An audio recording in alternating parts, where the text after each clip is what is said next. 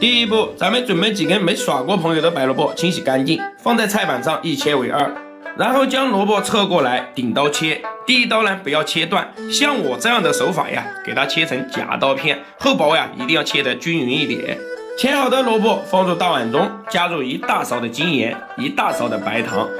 再用我们勤劳的双手呀，给里面的白糖、盐巴、萝卜一起抓拌均匀，腌制40分钟。这个时间段，咱们祖传的大碗中加入500克的可乐，150克的陈醋，200克的生抽酱油，15克的老抽上色，15克的万能蚝油，50克的绵白糖，最后再加入30克的浓缩橙汁。学会了这个酱汁啊，所有酸甜口腌制菜肴通通拿下。最后再把咱们提前切好的小米辣、线椒、姜蒜片啊，直接往里怼。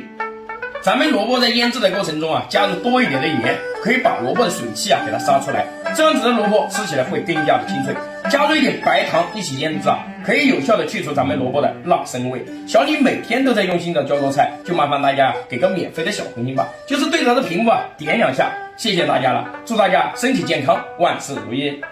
40分钟到了，这是咱们腌制好的萝卜，里面的水汽啊都已经杀出来了。这个时候，咱们把白萝卜给它捞出来，放入清水中啊，多给它淘洗几遍，将里面的盐分啊给它淘洗干净。淘洗的过程中，一定要多给它换几次水，再将萝卜捞起来，把里面的水分啊挤得越干越好，放入大碗中，再将咱们提前调好的料汁啊往里面一倒，封上保鲜膜，放入保鲜冰箱冷藏4个小时。酸酸甜甜，清脆爽口，非常的开胃，特别的适合搭配大鱼大肉，解腻啊又解馋。